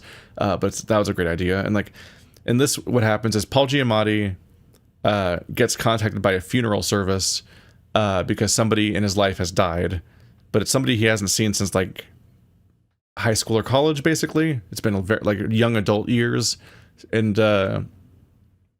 they want him to create what are essentially like art exhibits for this dead person, but via this thing that goes on their brain. So she puts this thing on his head, and he's supposed to just think about the person who died, and they'll take like memories that they'll curate the memories that they want to share and use that as like a vignette that people can visit during the funeral and experience this, essentially like having home movies and stuff like that, like those kinds of things, but it's like real life people's memories and stuff that wouldn't be documented in that detail and in that way. And like that's a very interesting way to interpret, like, using technology and having that be a change on how people mourn and how people live and so on. I'm like, that is interesting. Okay. So I quite like this one because it's not just being deeply cynical, but it's instead just exploring the idea. This one is less about technology being evil and more the akin to that last season episode in space where I said it was like about toxic masculinity and things. Like, that one wasn't about that episode was technically about like having a body double, like a cyborg, but like, or like an android body you could pilot, but like that episode wasn't about that. That just facilitated the drama. And this episode is a very cool drama about this very specific idea. In this case, we're interrogating Paul Giamatti's history with this person and how the stories we tell ourselves about relationships that go poorly and how we interpret the other person and all of that difficulty in being honest and that difficulty in being vulnerable and accepting your own role in relationships that go poorly and so on. So he's being brought through a series of like, he has to like, the idea is that he needs to get a photo. He has to go find photos that feature this person in any way. And they're going to like, I'm explaining this a little poorly. He doesn't remember this person clearly enough, doesn't have her name in his mind, and doesn't clearly enough remember stories to tell to then like trigger the memories that they could record. So he needs to go get photos and try to revisit those scenes via that. But he already like cut out or scratched off all the faces in the photos of this woman because of what they went through. And so they then use the simulation thing to like project the photo as like almost like an AI recreation extension of that scene that just brings to life all the elements that you can see in the photo. But then like if you look behind the stuff, all the details are weird and fucked up because it doesn't know what to put there. But it lets them like walk around in the scene and try to like trigger more memories and like, oh, remember music? Okay, well, music's a good memory trigger. Let's play that. Let's play, like, do you know what music it was? And like stuff like that. They're just trying to recreate the memories, but the more they recreate the memories, the more they're digging into his own trauma and his own history with this relationship and what upsets him about it. And also the ways that he rationalizes to himself how much he was and wasn't responsible. And as you go through it, there's more and more things that call into question his narrative and whether or not he actually knows what happened and whether or not he's being fair to this dead woman over what happened. And it's just like it's increasingly heart-wrenching sequence over that stuff. Like, it's just a really compelling bit. Weird amount of parallels as far as like technology goes of like with previous episodes, to the point where like I think Hotel Reverie and Eulogy both even feature the little side of your head little chip thing, which is also in that's also in USS Callister. So they just keep putting this little bead on the side of your head to put you into a reality in 3 episodes of this one season. Like, it's a level of like repeating technology that usually isn't quite happening in that way. And I think the little thing on your head is from previous seasons, but like here it's just like it's half the episodes, so you're kind of like, okay, we're kind of stuck on a particular topic right now, aren't we? But I recommend this episode. It was just a good time all around. I'm trying to remember which ones I recommend this season. Common People was a good drama in a similar way. And then Plaything was fine. These two are super rocky. So I'm like actually recommending 2 episodes so far here, I guess, as being pretty all right. And this is one I probably don't have that much to talk about. It's USS Callister Into Infinity. This is just a sequel. A few seasons ago, we had an episode where the guy from the last season of Breaking Bad, and also I think, is he from, I think, Inventing Things? He's in stuff. I'm great. The previous USS Callister was about workplace harassment and sexism and things, but it was through the guise of a Star Trek fan who ran a like Star Citizen style company. They were making a super duper crazy space simulation high budget thing MMO, and But he had his own private version of the simulation that was hacked to be a Star Trek, to be like his version of Star Trek, the version in the universe, because they can't do Star Trek. But it's Star Trek. So he just was really a big fan of Star Trek and wanted to live in Star Trek and experience that. So he had a simulation of Star Trek that he would play at home that was based on the technology he was developing for his game that they were profiting off of. But he has a DNA scanner, and he puts coworkers of his in the game. And these coworkers, despite it being a DNA scanner, somehow spawn in with all of their memories and personality or something. It's kind of a nonsense sci-fi concept. But basically, he's snapshotting people and putting that snapshot of them in his game to torment forever. He has infinite power over them because he's a real person that can manipulate the game itself. And they are all stuck in his game, and they're stuck there even when he's not there, just existing in a simulation. And they're just they're there to be a fake Star Trek crew for him. And they know that that's the case because they see him come and go as a player, and then they just hang out, like essentially in the back rooms of the, like they drop character and just hang out, and they talk to the extras and the aliens and so on, like it's no big deal. But while they're around, he'll make them play out his fantasies, and if they don't do what he wants, he'll torture them in various ways. It's just a very cruel story about somebody who doesn't respect other people and is put upon by other people, but takes that out in a really upsetting, horrible way. And in particular, the protagonist of these, this one right here is the protagonist of both episodes. She seemingly just gets pulled into the simulation just because she commits the crime of being like too nice to his co-founder that antagonizes him. So it's like she was nice to him for a bit, and he felt an attachment and felt entitled to some kind of relationship there. But then his co-founder swoops in and charms her for a bit, even though she's not really into him either, but it's seen as competition, and that's seen as a betrayal to him. So he takes a copy of her and torments her out of revenge for that stuff. And it's like, these are synapses that people that fire, that these are things that people do. Like that's a pattern that's recognizable. And it's like that like, it's that dynamic of having power over people in a workspace and so on. Like it's all, they're doing a thing there, and that is interesting. But most of it is just the logistics of the actual gambit, the actual threat, and what's happening between these characters and the plot playing out. So there's a little bit of theming that's interesting, but overall, the original episode is just playing out the scenario of their wacky sci-fi concept and committing to that. And then it's them trying to escape the simulation into some kind of other reality. What they end up doing is escaping into the real video game. So they have to exist in the real video game. And so this episode, like 2 or 3 seasons later, is them going back and being like, let's go back to this premise. We're going to revisit the Starship crew. What's it like to exist in a video game? So, because now instead of being in a simulation ruled by this one asshole, they're now in a video game that has millions of human players being dickheads. So you have this like cruelty from all the human players towards these AI people because the video game's fake. Like they're playing like Space Fortnite or whatever. They obviously don't care, and they really shouldn't care because it's a stupid video game. They don't know that there's randomly a handful of real people stuck in this video game, and that's what's going on in here. So like that's a compelling idea on some level.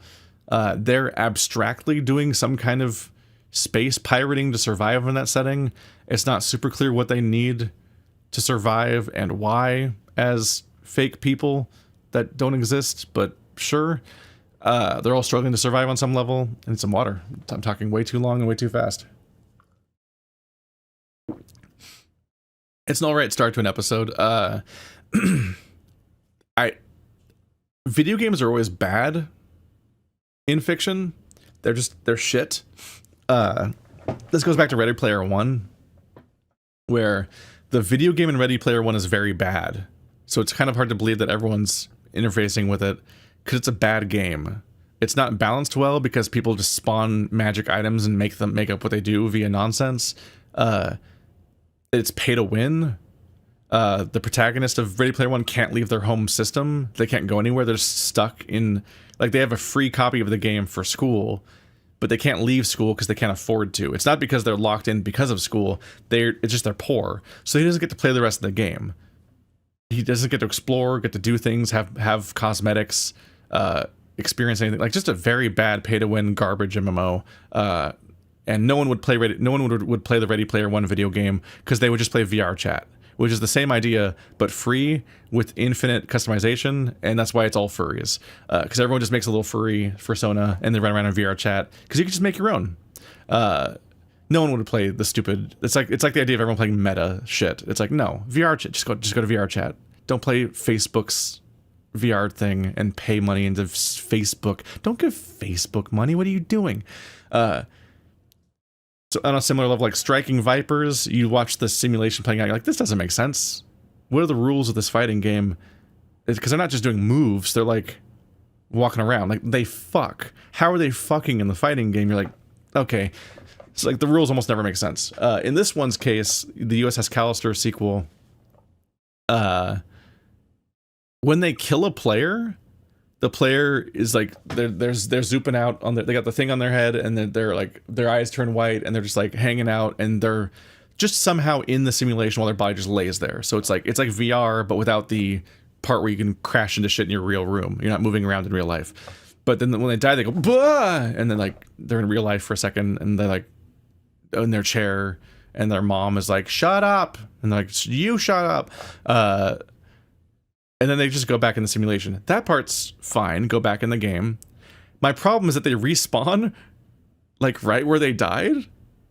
What? What a terrible video. What are you talking about? You need to have a respawn point. Like, when I die in Final Fantasy XIV, I spawn in Ul'dah, because that's my capital city from the beginning of the game. Maybe you would spawn wherever you set your home to. I don't know if that changes. I've always left my home there as my return point. Then you have to travel back to where you died, which admittedly in Final Fantasy XIV means teleporting to the same map instantly. But then you have to walk there at least from that part of the map. From a basic game design standpoint, it's like, this obviously isn't Fortnite where it's an overall round and everyone gets eliminated and then there's a winner. Because if that was happening, then everyone in the cast of this game would have died by now, because they'd have to be the lone survivor of every round. So it's a consistent simulation. It's an MMO. There has to be something. Like in World of Warcraft, at least back in the day, I think it's gone now. You had to you turn into a ghost, and you had to you spawned at a spirit stone as a ghost, and you had to walk back to your own body and then revive your body by repossessing it. Essentially, in Final Fantasy, you gotta walk back. Some kind of place you spawn. You cannot, in a video game, kill a guy and then have that guy respawn right there and just try again. What? How does PvP work in this setting? The same two people just kill each other over and over again infinitely? But also, like, at the beginning of the episode, they come up on 3 dudes and they shoot 2 of them, and in the moment, I'm like, oh, damn, they killed those guys. I'm like, I know they're not real people, so who cares? They are real people, but like their avatars dying doesn't matter. I'm like, oh, that must have consequences, right? Like, I bet they lost all their money or something, and they have to maybe it's RuneScape. Isn't RuneScape the one where I haven't played RuneScape since high school, maybe middle school? But I think that was the one where if you died, you lost your whole character and started over or something. There's games like that. So I was like, maybe when you die in this game, you lose all of your gear and stuff. I think that's how Sea of Thieves works, or worked at launch or something. It's like, you get your crew together and you just see how much you can amass and how much fun you can have. But then every time you start a new session, you're just back to ground zero and have to claw your way up again. And that's the game. So I was like, okay, maybe this game is a game where people lose everything when they die. So it's the first scene works because you're like, oh, they killed those guys. That sucks for them, but in a video game way, not a real life way. And you understand because for them, this is real life. So they need the stuff. But then Pink Girl shows up and they fight Pink Girl, and she just respawns in the same room 6 times and keeps chasing after them like a Terminator, and they keep killing her and she keeps coming back. And I'm like, I feel like you wrote a different rule set for the previous scene and wrote a new rule set for this scene because you just wanted to have a scene where she keeps coming back. But you broke the fiction of the setting. This video game doesn't make any sense. it's like, it's annoying for the story that it works that way, but also the video game just doesn't make any sense, because who would play that game? It sounds really annoying to play a game where one of your primary goals is maybe to kill other players, but also they just respawn right there every time you do it immediately, and just, you know, like, why'd you do with that, asshole? And they don't even have to, like, they don't lose resources, they don't, like, have to travel back, they're just right there again. It just seems like a very boring game. And this one is mostly just them struggling through a scenario again, so it's just not that interesting to talk about for the most part, because besides nitpicking that stuff, because it's just play out an adventure scenario. It's like, that's fine. It's not a bad episode, but it's not interesting to talk about. But at the end, you find out that at the core of this entire simulation is the original bad guy from the previous episode, who's dead now. He died in the first episode. A copy of him is inside the simulation, and they're using that simulated copy of him to make the universe. So he's exploited labor. A copy of him is stuck inside the game, and he's handcrafting every planet, just putting infinite labor into this game. And that's upsetting. That's an interesting idea. But also, he seems nice. And he was such a horrible person. And so, but here he seems nice. And so it's like, oh, you're thinking like, oh, it's his co-founder's fault. That guy exploited him, and he abused him and took him for granted and cast him aside, and that's why he turned into the asshole, right? And I'm like, it's kind of compelling, but it feels like you're letting him off the hook. But when he's helping the protagonist, one of his conditions is that he wants to keep her here. He wants to keep her here so that she can keep him company and everything. And then you're like, oh, here we go.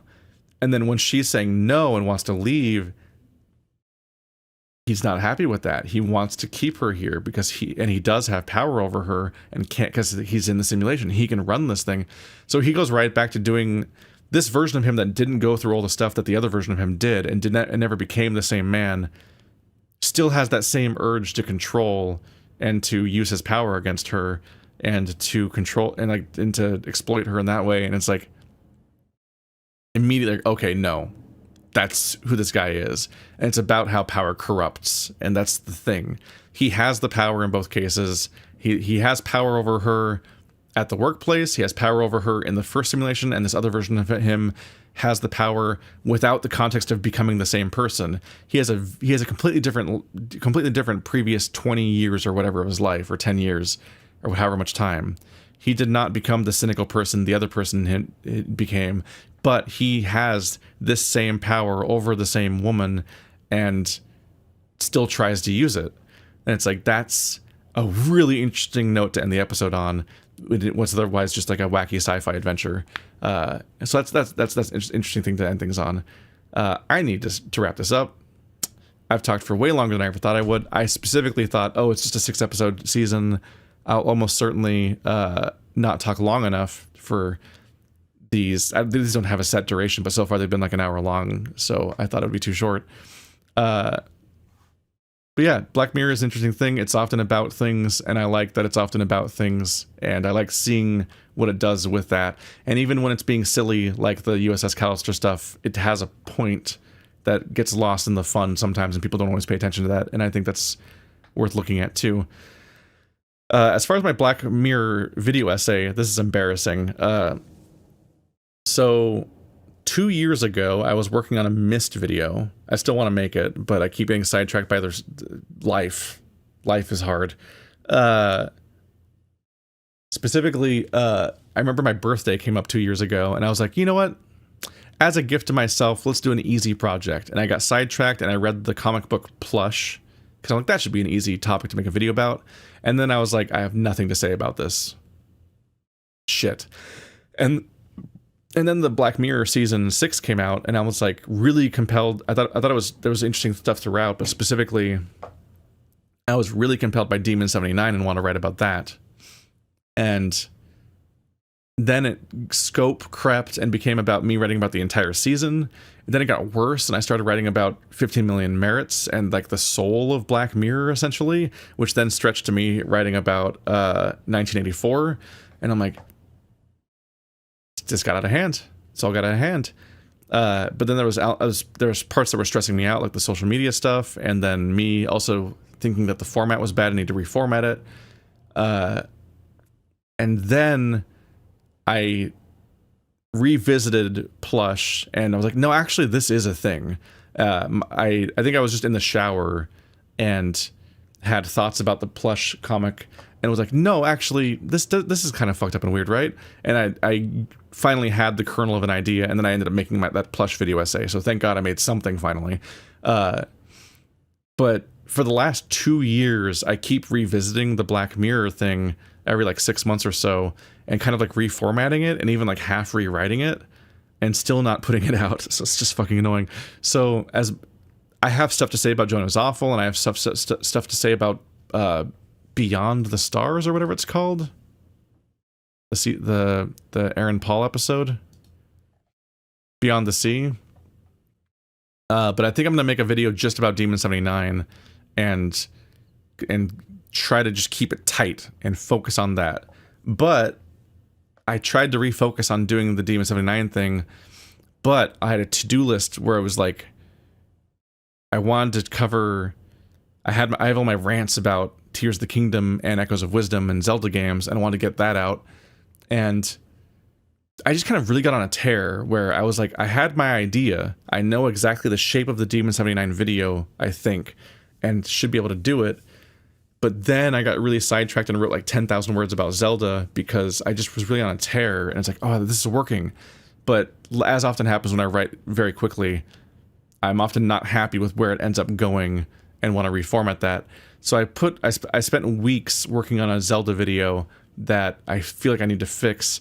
And now I'm currently at the part where I'm like, as a gift to myself, let's do an easy project, which is always a trap. But right now, I'm currently in a situation where I'm trying to work on a Luca video, and it should be reasonable to just do it. But all things considered, writing is hard. Juggling writing with doing a whole other Let's Play, and now I guess kind of vlog channel, is hard. Juggling that with social life and trying to be a normal person that's healthy and so on is hard. And doing all that with what might be undiagnosed ADHD or even anti-diagnosed ADHD at this point, but being like, I don't know, man, seems like I really struggle at time management, and just working on a thing that I actively want to work on is sure a thing.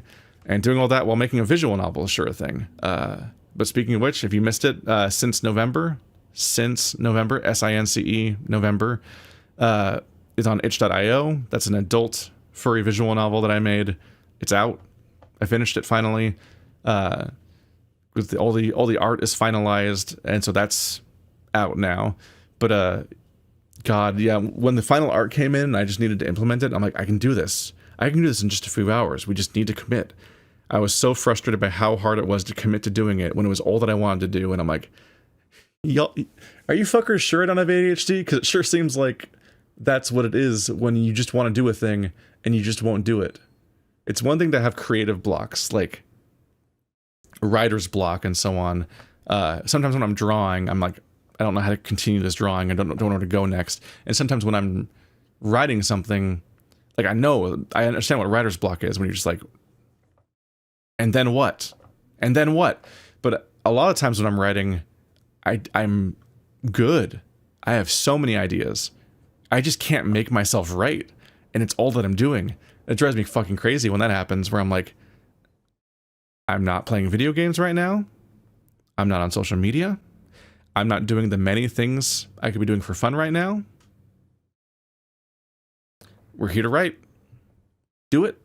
Just stay on task. And I just can't do that. It drives me fucking crazy. I have really bad days where I accomplish basically nothing as far as creative stuff goes, despite having a specific goal in mind and ideas, and just trying to break through that. It's very fucking annoying. I talk about like how I wish I knew retroactively. Like I wish I could know in advance when I'm gonna have a bad day, because then I could just do stuff for fun instead. Because a side effect of that bad efficiency is that I don't really have weekends. I don't really have days off. It's when I go to conventions like the one that I'm going to tomorrow, but will I be back from when this comes out, I think. That's like forced weekends. It's like, okay, I'm removed from my working context. I have to just be here with people and enjoy good food and go do stuff. And that's like when I weekend finally. Because when I'm here, I almost feel like I don't deserve weekends because of all the days that don't go great. So I really wish that if a day's not going to be efficient and I'm not going to get work done, I wish I just knew in advance, because then I could be like, well, I just fucked off and watched TV or played video games all day, played Overwatch for fun or something, drew all day. Like, I would consciously taking time off is important. And it's very frustrating when I don't have a good day at work, because I'm like, I really wish I could have consciously had time off, because it's not the same thing to just not work by accident. It's like, I wish I spent that time enjoying myself or actually relaxing instead of fucking up. But yeah, that's a lot of the mess behind the scenes. Because yeah, I literally made a post detailing my plans with the video essay stuff, and I'm already potentially shifting gears to Luca as an easier project just to get something done. And that's how quickly it shifts all the time.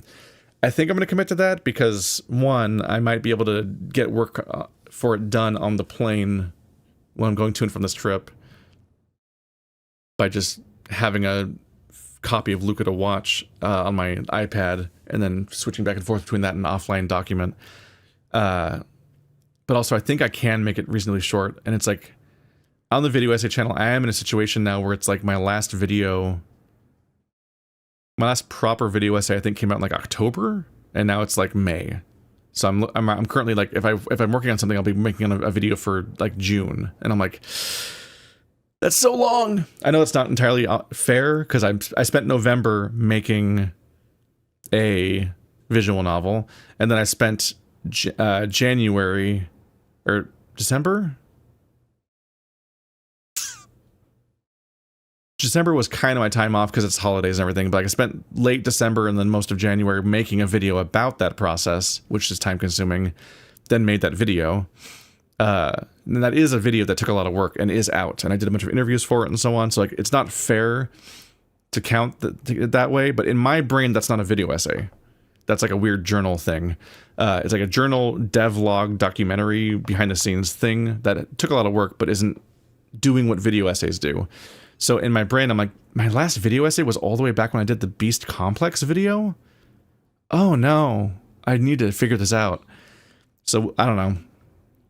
At some point I'll figure out my structure for those things. I'll probably figure out how to make some shorter videos on the video essay channel just to like have more of a presence, because I need to figure out a more consistent output structure for that. Because this is not that. I know people like the analysis here, and sometimes people compare these to video essays, but these aren't essays. Like, they don't necessarily have a thesis it's being structured around in the first place, but also, like, this isn't scripted, it's just me rambling, and I am thankful that people like hearing me ramble, but it's like, it's not the same thing, and I need to figure out how to do the other thing more consistently, but it's just a difficult thing to do. So I'm not surprised by how long it takes between each video for other video essayists too, because you have to be running on such momentum to do it any faster, and also like making worse stuff. Like, people who make a video essay every 2 weeks, they're usually not that good. There's some people that make one like that's like an hour or two long every 2 weeks too, and you're like, okay, you're kind of just stream of consciousness writing then at that point. Like, it's fun. It can be good, it can be entertaining, but it's like, it's not going to hit right. And it's not usually going to make the kinds of videos that people revisit years later because they stuck in their mind. It's just going to be like status quo weekly content, kind of like my Let's Plays and so on. Just keep making stuff. Now we're rambling about that though. I wanted to talk about the funniness of my fucked up video essay schedule and how it relates to Black Mirror, and why I'm thinking about Black Mirror. But I consciously didn't put it at the beginning of the video, because then we would take forever to get to the point of the video, which kind of happened last time with the other video having too much of a forward before I got to the actual furry conventions. So I put it back here. My throat hurts. I've been talking too much. I'm going to eat dinner and then play even more Black Prince. Blue Prince, that's the name of the game. That game's very long. Bye.